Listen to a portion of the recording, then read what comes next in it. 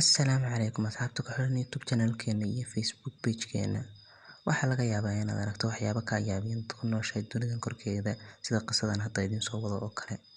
Waxaa jiray oday yar magaciisu ahaa Ibraahim oo hadda ah kontamiyada. Odaygani waxa uu ahaa oday Turkiga u dhashay oo Muslim ah oo waqti kasta ku dadaala cibaadadiisa iyo tukashada salaada shanta waqti. Sidoo kale odaygan Ibraahim waxaa lagu yaqaanay wanaag iyo samafal dheeraad ah oo uu sameeyo dadka taagta daran.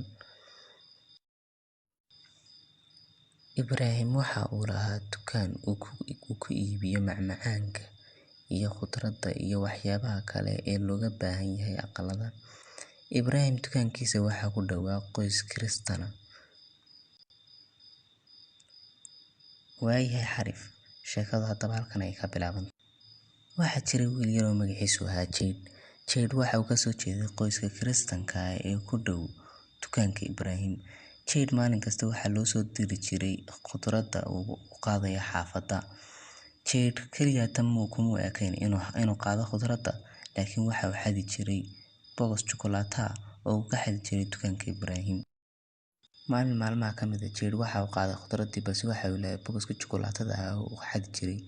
Ibraahim ayaa waxa uu u yeedhay Jade waxaana uu ku yiri waxaad ilowday box-ka chocolate-da ah. Wiilkii yaraa ee Jade ahaa waa isku naxay waxaana uu ku yiri miyaad ogeyd maalin kasta inaan xado box-ka chocolate-da ah?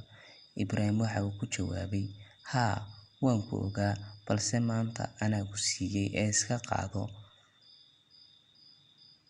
Jade aad ayaa u farxay.